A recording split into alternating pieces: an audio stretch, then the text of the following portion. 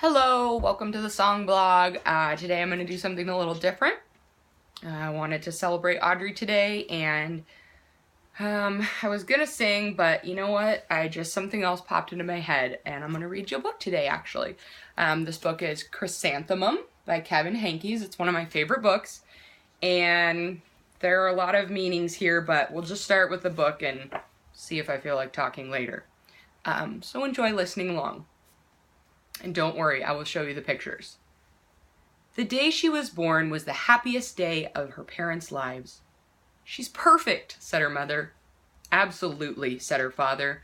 And she was absolutely perfect. Her name must be everything she is, said her mother. Her name must be absolutely perfect, said her father. And it was. Chrysanthemum. Her parents named her Chrysanthemum. Chrysanthemum grew and grew, and when she was old enough to appreciate it, Chrysanthemum loved her name. Here she is, perfect. I love the pictures in these. She loved the way it sounded when her mother woke her up. She loved the way it sounded when her father called her for dinner. And she loved the way it sounded when she whispered it to herself in the bathroom mirror. Chrysanthemum, chrysanthemum, chrysanthemum. Chrysanthemum loved the way her name looked when it was written with ink on an envelope. She loved the way it looked when it was written with icing on her birthday cake. And she loved the way it looked when she wrote it herself with her fat orange crayon. Chrysanthemum, chrysanthemum, chrysanthemum.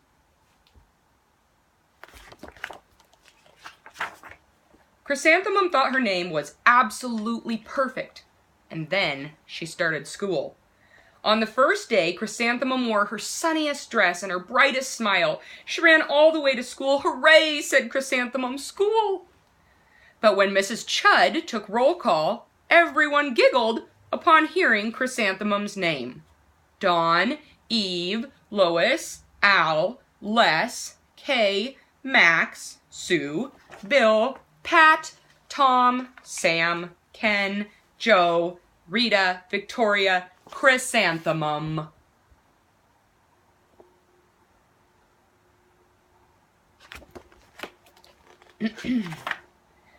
It's so long, said Joe. It scarcely fits on your name tag, said Rita, pointing. I'm named after my grandmother, said Victoria. You're named after a flower. Chrysanthemum wilted. She did not think her name was absolutely perfect. She thought it was absolutely dreadful. The rest of the day was not much better. During nap time, Victoria raised her hand and informed Mrs. Chud that Chrysanthemum's name was spelled with 13 letters. That's exactly half as many letters as there are in the entire alphabet, Victoria exclaimed. Thank you for sharing that with us, Victoria, said Mrs. Chud. Now put your head down. Oh. Obviously, I have a long and unusual name as well, so this book strikes a chord with me. If I had a name like yours, I'd change it, Victoria said as the students lined up to go home. I wish I could, thought Chrysanthemum miserably. Welcome home, said her mother. Welcome home, said her father. School is no place for me, said Chrysanthemum. My name's too long. It scarcely fits on my name tag. And I'm named after a flower. Oh, pish, said her mother. Your name is beautiful, and precious, and priceless, and fascinating, and winsome, said her father. It's everything you are, said her mother. Absolutely perfect, said her father. Oh, sorry, forgot the pictures. I want to do that. Those are important. Thankfully, I don't think I ever got made fun of for my name. Probably many other things, but not that. Just my personality.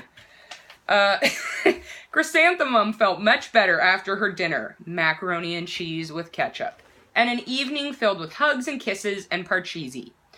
But that night, Chrysanthemum dreamed that her name was Jane, and it was an extremely pleasant dream. The next morning, Chrysanthemum wore her most comfortable jumper. She walked to school as slowly as she could. She dragged her feet in the dirt. Oh, chrysanthemum, chrysanthemum, chrysanthemum, she wrote. She even looks like a flower, said Victoria as Chrysanthemum entered the playground. Let's pick her, said Rita, pointing. Let's smell her, said Joe. Chrysanthemum wilted. She did not think her name was absolutely perfect. She thought it was absolutely dreadful.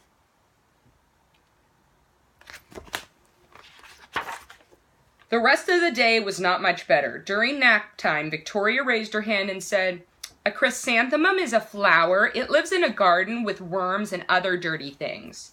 "Thank you for sharing that with us, Victoria," said Mrs. Chudd. "Now put your head down." "I just cannot believe your name," Victoria said as the students lined up to go home. "Neither can I," thought Chrysanthemum miserably.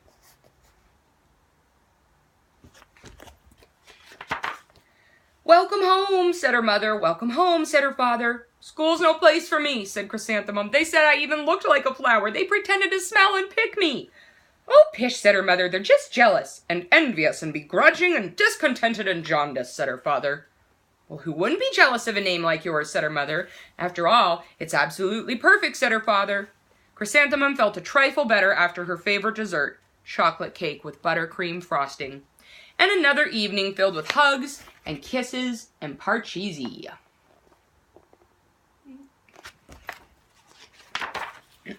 That night, Chrysanthemum dreamed that she really was a chrysanthemum. She sprouted leaves and petals. Victoria picked her and plucked the leaves and petals one by one until there was nothing left but a scrawny stem. It was the worst nightmare of Chrysanthemum's life. Chrysanthemum wore her outfit with 7 pockets the next morning, and she loaded the pockets with her most prized possessions and good luck charms. She took the longest route to school possible and stopped and stared at each and every flower.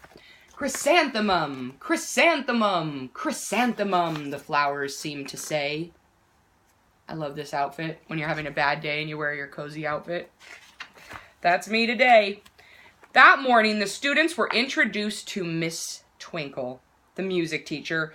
Her voice was like something out of a dream, as was everything else about her. The students were speechless. They thought Miss Twinkle was an indescribable wonder, and they went out of their way to make a nice impression. Mrs. Twinkle led the students in scales. Then she assigned roles for the class musicale. Victoria was chosen as the dainty fairy queen. Rita was chosen as the spiffy butterfly princess. And Joe was chosen as the all-important pixie messenger. And Chrysanthemum was chosen as a daisy. The underrated flower. "Chrysanthemum's a daisy! Chrysanthemum's a daisy!" Joe, Rita, and Victoria chanted, thinking it was wildly funny. Chrysanthemum wilted. She did not think her name was absolutely perfect. She thought it was absolutely dreadful. "What's so humorous?" asked Mrs. Twinkle. "Chrysanthemum," was the answer. "Her name is so long," said Joe. "It scarcely fits on her name tag," said Rita, pointing. "I'm named after my grandmother," said Victoria. "She's named after a flower."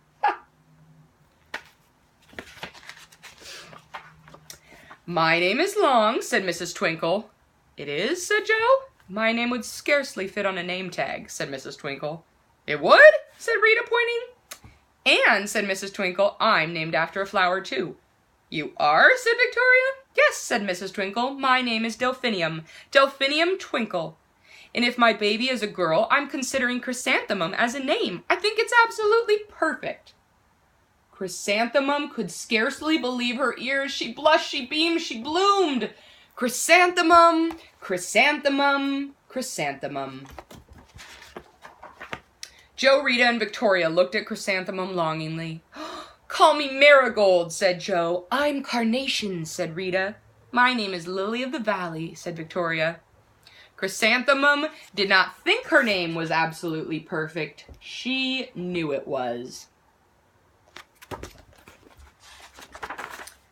Epilogue. Overall, the class musicale was a huge success. Chrysanthemum was absolutely perfect as a daisy. Victoria made the only mistake. She completely forgot her lines as the dainty fairy queen. Chrysanthemum thought it was wildly funny, and she giggled throughout the entire dance of the flowers. Eventually, Miss Twinkle gave birth to a healthy baby girl, and of course, she named her Chrysanthemum. The end. Well, I know that was something different, so if you joined along and stuck through the whole, 10 minutes here, thank you. I hope you enjoyed this book. Kevin Henkes has quite a few other just darling little books about these cute little mice friends, which also reminds me of Audrey, and I know that Audrey loved the name Audrey very much. So thank you for spending a few minutes with me today. I hope you're well, and I look forward to seeing you next time. Namaste.